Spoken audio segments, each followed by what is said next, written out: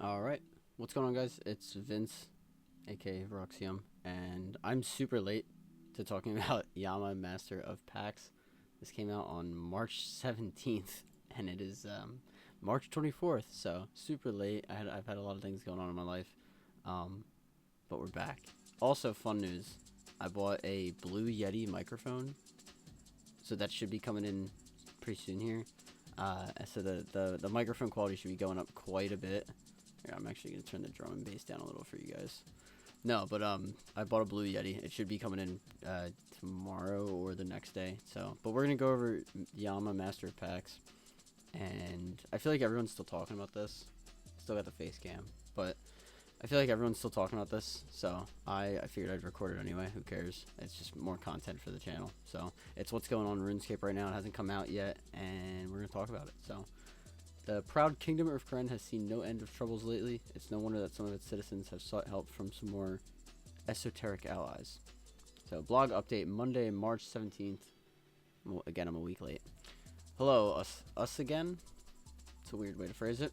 We've been reading over everything you've shared since our last update and have a few more clarifications to make on a couple of common themes. We've included them in the table from last week's blog update, where any new information is marked by an asterisk. It's mentioned in the table, but you'll be pleased or dismayed to know that we've landed on a better name for the Cosmic Soul Rune, the Aether Rune. I love it. This is a popular suggestion among players, and we reckon it encapsulates the essence of this combination well. Yeah, I would agree. You've been flexing your creative juices and came up with loads of potential names for future catalytic combination runes, so we might just have to make more of them down the line. Lovely. Additionally, we've renamed abyssal worms to diabolic worms. Yeah, that's fine, I guess. We have so many things that are called abyssal this, abyssal that, so diabolic worms is cool. I don't think we need more combination runes, in my opinion. If anything, just buff the the pouch that holds 4 runes instead of 3. You can make it 5 if you want to add, if you're gonna keep doing this stuff. But anyway, also on the naming front, we'll be giving soul armor a cooler name, Oath Plate armor. That's definitely cooler than soul armor, which is a much better than soul and more befitting of its demonic knight vibe. Yeah, this armor is fucking badass. It looks sick. Speaking of, you can see Oathplate armor some Oathplate armor concept art for the very first time below, including a look at the upgraded cosmetic variant. I'm going to assume the right is the upgraded cosmetic variant. It's darker in the same way that Blood Torv was darker, but it doesn't actually say which one is which I think is an oversight on their part. These sets see us injecting a bit more of that classic medieval flair into endgame gear, which we've been lacking a little as of late. Fair enough. So this is the Oathplate armor.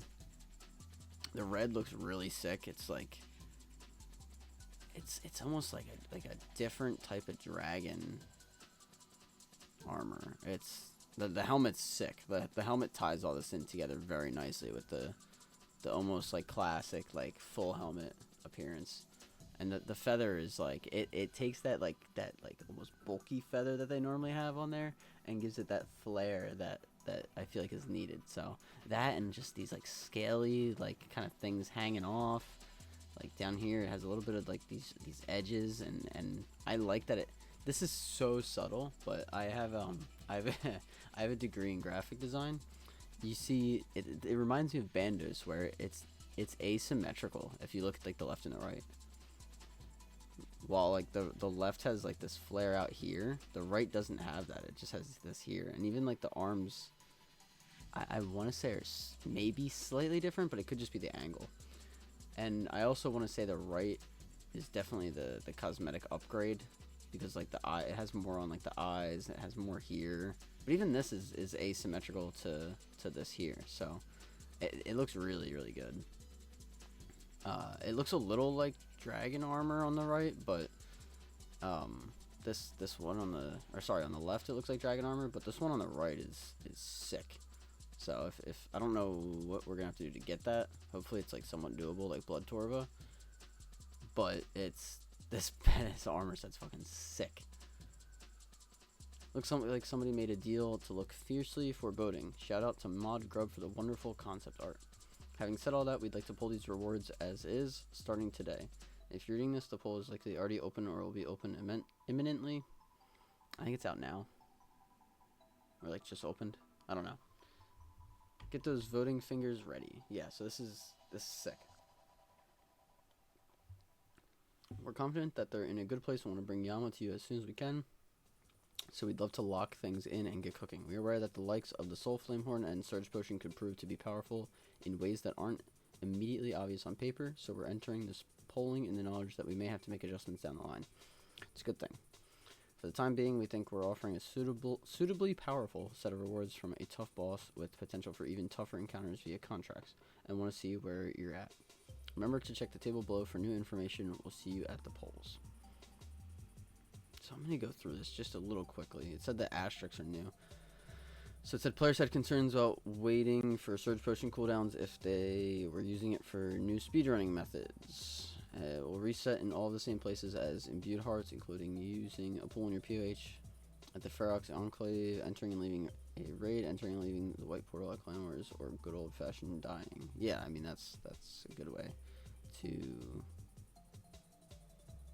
kind of, you know, make sure, I guess, it doesn't create new speedrunning methods for those that were concerned about that. Group Iron players wondered how the restrictions on the Soul Flamehorn would impact them. If you're in a group, other members of your group can grant you the Horns buff. So that's, yeah. For all intents and purposes, you're treated as a regular main account when you're within the group. Yeah, that makes sense. Players felt that the requirements on Irons to have obtained their own horn was a good start, but still point out potentials for intrusive alt usages that's further from the purely game. We've adjusted the restriction from our previous collection log requirement and will instead allow the horn to function on irons within designated group content on a case by case. No, I don't mind that. This includes the likes of Nex, Raids, Roll Titans, and Yama himself. Yeah, I mean, I think that's good. Questions around how strong the diabolical worms would be. We're going to be looking to improve both the rate at which you catch anglerfish and the success of those rolls. It's important to us that these feel strong enough that you'd want to use them, otherwise they're not really worth us making. Yeah, I mean, that's the problem with power creep. Or just adding stuff like this in general to the game. You want to hit this, like, it's such a bad, like, it's such a bad place for them to be in my opinion, where you have to hit this mark of, like, good enough to do, but not overpowered, but not underpowered enough where it doesn't feel worth it to do. It's a really tough balance. So hopefully the worms I guess are worth using, but hopefully they're not too powerful. They can always adjust. I don't know. I would almost rather them be underpowered, I guess, on release. Like, let us go and get them, and then from there, if they're underpowered, just buff them. It's really not that bad. Alright, this is all stuff that was there already. Alright, so now we're at Yama, the Master of Pacts. As you may have gathered from the opening exposition, Yama is not for the faint of heart. Challenging a demon this powerful is a task for only the most cunning among you, which means this boss is geared towards endgame players. I've been wanting endgame content like this. Excuse me. I think the game needs it. I think, you know, it's great that we're putting stuff in for the mid game and to attract new players. Like, we need that as a game to keep the game going, but you definitely want to put hard content in here to keep the end game people happy and give players, like, stuff to look forward to. It reminds me of, like, the Zuck helm on release. You know, it's not something that everyone's gonna have, but people are gonna see it and think, damn, I really want to go for that. I really want to work on my PVM skills and go for this fucking badass helmet long term, like years down the line. Alright. Down here, Yama makes the rules, and because he knows the deal is in his favor, he'll even let you bring a friend to help out. And that's cool. It's a duo boss. We know this already. Since this is an in-game piece of content, we're going to let you discover most of the mechanics for yourself. You can expect Yama to pull out every trick he's learned in his long existence. Powerful magic, bloodthirsty minions, manic cultists, good old-fashioned fireballs. You get the gist. So yeah, this is going to be fun. While difficulty comparisons are always a struggle, the baseline experience will be a step beyond the Desert Treasure 2 bosses, and you'll have the ability to change up the fight by engaging with one of Yama's favorite pastimes, signing contracts. So this seems cool to me because Desert Treasure 2 bosses were really well done in my opinion. So if it's a step beyond that, that means it's gonna be pretty tricky. But I think if it's lower than the enraged, or the, what is it? I'm blanking, but the enraged, or whatever versions of the Desert Treasure 2 bosses, where it's kind of it's not quite to the enraged ones, but it's quite as low as the regular ones, and it's right in that middle. I think that's a good spot. Yama loves a good binding agreement, and he's more than willing to lay some extra goodies on the dotted line. The contract mechanic could go in a number of directions, but the gist is that you'll be able to trade a harder fight for different rewards. We've discussed a few options below, but right now everything is on the table. We expect that contracts will go far beyond the original fight and prove to be seriously tough, similar to, okay, Awakened, not Enraged. Awakened bosses from Desert Treasure 2. Which tells me if the contracts are going to put it at the Awaken, it's going to sit right in that middle ground, which I think is a perfect spot. If you'd like to welcome Yama into your life, and he really, really thinks you should, I love this kind of commentary from them. Simply vote yes to the following poll question. Should we add Yama, a new duo-focused endgame boss, to old school? Rewards will be locked in via poll at a later date. I think the poll for the rewards is going on now. Again, it's March 24th. But yeah, so we're going to go through the rewards real quick. In the interest of building suspense, we'll save the real heavy hitters for last and kick things off with a simple upgrade. For Death Charge upgrade. For Yama, the Arceus spellbook contains little more than party tricks. He's taken it upon himself to elevate some spells to new heights. Love it. If you're lucky, you could snag a page out of his gargantuan grimoire and put some of his forbidden knowledge to use. Love the lore behind it too. For the average magic user, converting a slain foe into special attack energy is as draining as it is morbid. With the right technique though, there's always room for more juice. This upgrade would permanently buff your death charge, allowing you to gain special attack energy from 2 enemies per cast rather than just 1. That seems fine. It's twice as good, I guess. I'm curious to see where that would shake anything up. I mean, I know you're getting more special attack back, but like, is it more for like Slayer tasks where you can kill like 2 things like quickly, or like, I don't know. I like the concept. I'd like to see it in action though, and see kind of what it where it puts us at in terms of use, I guess. I don't know. So I've been reading a little bit on the Surge Potion. Some people like it, some people don't, but let me go back up. If there's one thing demons love, it's consumption. Yeah, okay. You adventuring types are just as gluttonous, so a consumable reward is the perfect fit.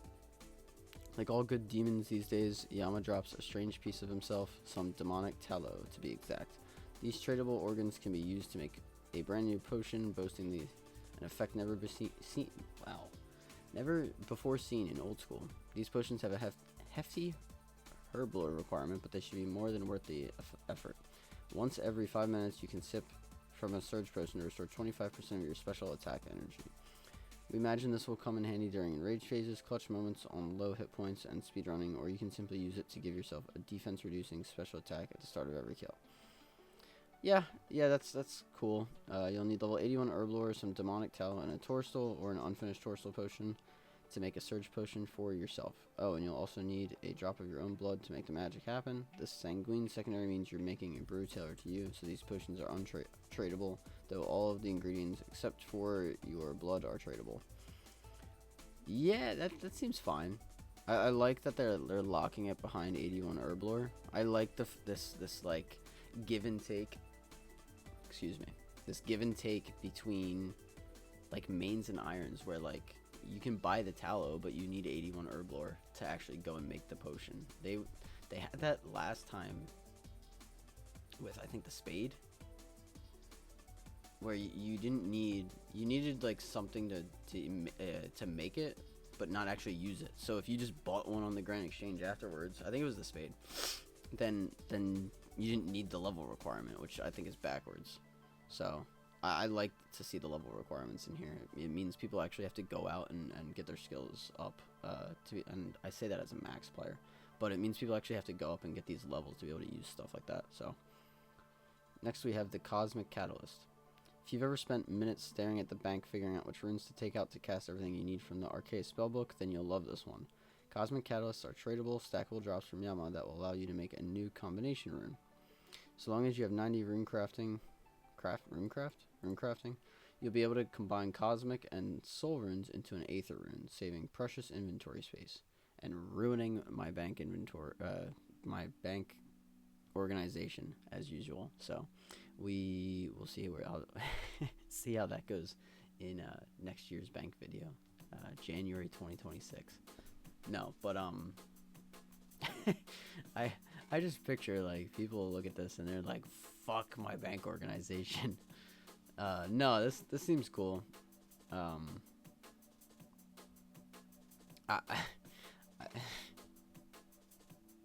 I feel like just saying, "Hey, this is gonna save you 1 inventory space," and just being like, "You can just make a combination rune."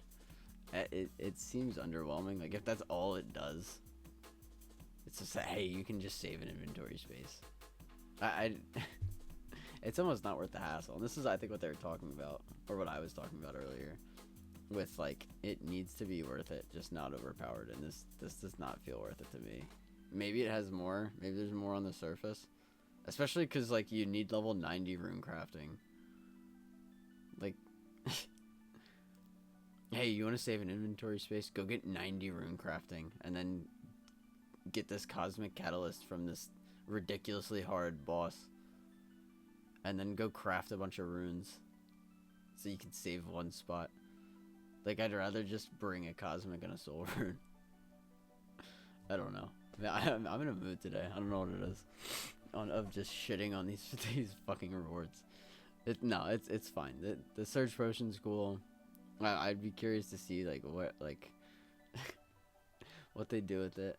And Cosmic Catalyst, it's cool, I guess, but I don't know how much use that's really gonna be if it's that much work to make these like Aether runes.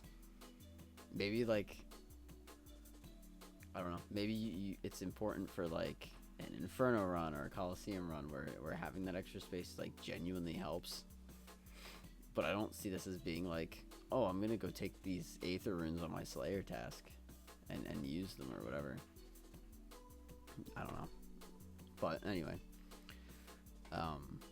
there's no harm, no foul. But I'm curious to see how they're gonna add it. Next we have Diabolical Worms. Now for the one you've all been waiting for. Yeah, the one we've all been waiting for. Now I want to see the armor. It's Worms. Being the master of Pacts isn't all brimstone and bureaucracy. It's hungry work and occasionally indulging in a hobby or two. Should you prove successful in your battle with Yama, you might earn yourself a handful of Diabolic Worms. These worms will increase the rate at which you catch anglerfish, which I love. I love AFKing anglerfish while I'm either working on work from home stuff, playing games with my friends. That's cool. Handy for topping up those supplies for another day of dueling demons. So that's all we get, I guess, but seems pretty cool. Hopefully you get them pretty quick. I think the balance here, honestly, if you want my take, which I guess is the point of the video, but no, if you want my take, I don't think these need to be super strong. I mean, you already have the worms from Temperos that boosts your catching ability at angler. Well, I guess at anything, but in the form of Spirit Flakes. So maybe use Spirit Flakes and Diabolic Worms, and now it really makes it getting anglers quick. Or maybe you just use Diabolic Worms and you save your Spirit Flakes for something else.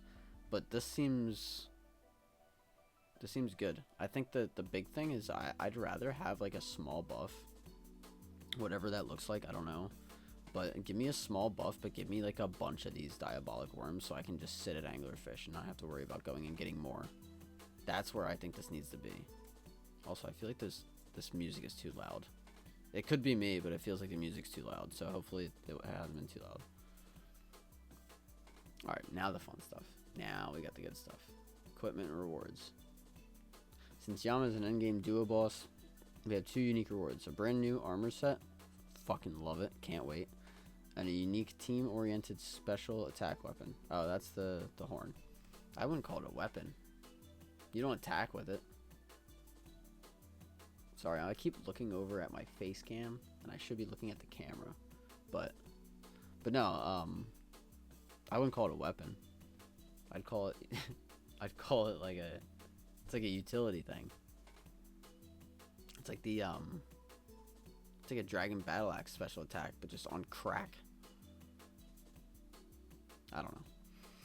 This new set of armor, well, I guess I should say this. Slash armor set, Oath Plate armor, which they conveniently forgot to change on the thing from the previous soul armor.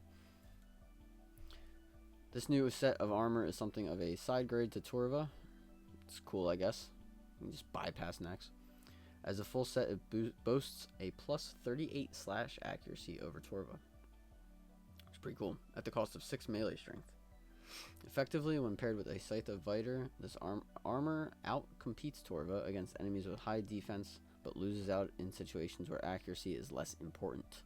So, hopefully, if this is an upgrade to Bandos, could still be pretty fun. It's a pretty sick-looking set of armor, so, and again, everybody that has Bank Organization down to a T is now pissed.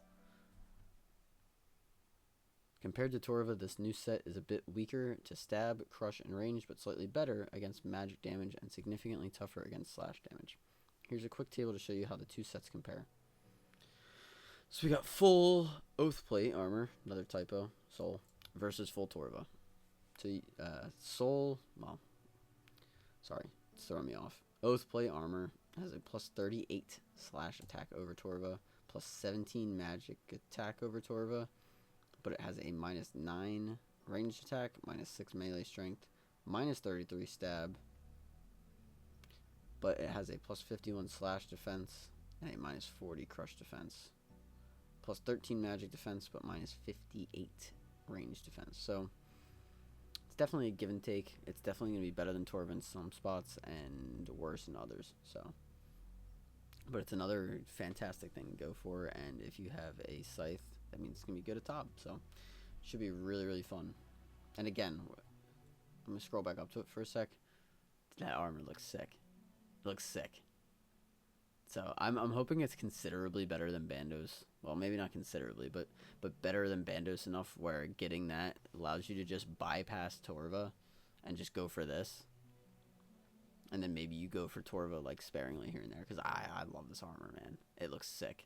I love that they I know I said it already, but I love the helmet specifically. That feathered cap coming out with with that, like, it has like that classic like rune full helm and like that like plate lineup of helmets, but on top of that it has like that demonic like eyes, and then everything else matches. It looks dope.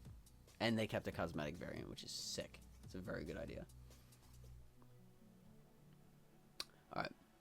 We're sure some of you are dismayed to hear you'll have fewer options to flex your sanguine Torva, but you'll be pleased to learn that the Oathblade armor will have its own cosmetic variant. This flashier version will be obtained through a contract, which takes your fight with Yama to a level truly deserving of its own cosmetic, but that's all the detail you'll get from us now. Yeah, I just said this, but yeah, it's great that they're doing that too. I love skill-based cosmetics like that. Anything from like the Fang kit that you can get, the what is it? Some of the other the Livness Ward kit that you can get from there. Even the backpack was cool, even though now you just get Quiver and it's gone. But anything that's yeah, fucking stuttering. Anything that is skill based that you're getting a cosmetic for just looks sick in my opinion. I love that because it's a flex. You can flex that you're good at the game. Alright. We like where the stats are for now, but we're open to adjustments. We can't wait to hear what you think of the slash-focused set that makes your scythe swinging shine. And as someone that has a scythe as an iron, fucking love it. Can't wait. Alright, we got the Soul Flame Horn. That's not a weapon. They called it a weapon. It's not. Yeah, what are you going to go around and crush things with your 21 crush? Okay, yeah, weapon. Weapon my ass. Soul Flame Horn. We're going to go on it. While some bits of group content do a great job of giving players roles to perform, most of it devolves into you and your friends doing the same thing you always do together. But do you hear that? Okay, yeah, this is great. But do you hear that? It's the booming blow of the Soul Flame Horn, here to spice up how you tackle group combat. Now, to be clear, this is not something that will be required for every group fight from now until the end of time. In the right group scenarios, it's a very powerful addition to your team's kit, but we don't want anyone thinking that they can't hang out with their friends because they don't have it yet. Again, this is that balance of you want it to be good, but you don't want it to be too good where you feel like you have to have it. Its stats ain't much, but the Soul Flame Horn boasts a unique special attack, which is not titled apparently. When we said unique, we meant it. So your closest allies within 2 tiles, that's pretty close, have the accuracy of their next melee hit splat, including special attacks, within the next 6 seconds increased by 100%. If the target is an NPC, the boosted hit splat always hits. Applying this effect to an ally will also apply it to you. Costs 25 special attack energy per player affected. So this would be... I mean, I'm saying this because I've been doing this content recently, but this would be really good at something like Corp, where you just need to spec. Increased by 100%. Yeah, that's really good. But it's also going to have a ton of use, obviously, in PVM scenarios. That'll be fun. That'll be fun. I like it. And you need 80 magic, it looks like, to have it right up here. I like it. I like it. It's gonna be fun to use. It just adds to like to like raiding with friends or doing PVM content with friends. Horn's no good if you don't get to blow on it. I don't know if I would phrase it like that, but I mean, we can put that there. Yeah, sure. Quote them. Jagex 2025. Horn's no good if you don't get to blow on it. All right. Anyway. Soulflame Horn's rousing bellow will provide an additional 100% accuracy to allies and yourself within 2 tiles of you, guaranteeing that their next melee hit, being the first hit splat, within 6 seconds is successful against NPCs. This costs 25% per player affected, so you're limited to 4 allies, but it will also grant you the same buff if it affects an ally. Oh, interesting. So this isn't going to be good for solo content.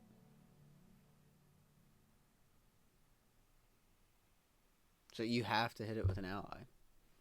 Alright, well, the court meta is in shambles, but this accuracy enhancing effect also applies to special attacks, so it should be easy to understand the potential of a Soul Flame Horn into defense reducing special attacks combo. Sodatseg won't know it hit him. Yeah, so like Sodatseg, you got Olm, that'd be great. And maybe some stuff in TOA. Kefri, maybe? I don't know. That sucks, though. I really wanted this for Corp, man. Damn it. Damn it. But it's still fun. It's still fun. I just wanted it for Corp. This is something we've never tried before, so we're sure you'll have lots to say about it. Let the discussion commence. Additional Chasm of Fire amenities. In just a moment. First, Yama would like to offer you an exclusive tour of his beautiful home. Right now, the Chasm of Fire is just sort of there. The demons in the catacombs of Korend already offer dark totem pieces and ancient shards, and demonic slayer tests are usually aimed at krill, demonic gorillas, or tormented demons. As your charming host, Yama would be remiss not to offer a few more amenities for his guests. We're not going to get into all of the specifics just yet. There's time for that in future blogs, but we've got a couple of things we'd like to add that give the Chasm of Fire a little more life, even for those of you who aren't looking to take on Yama.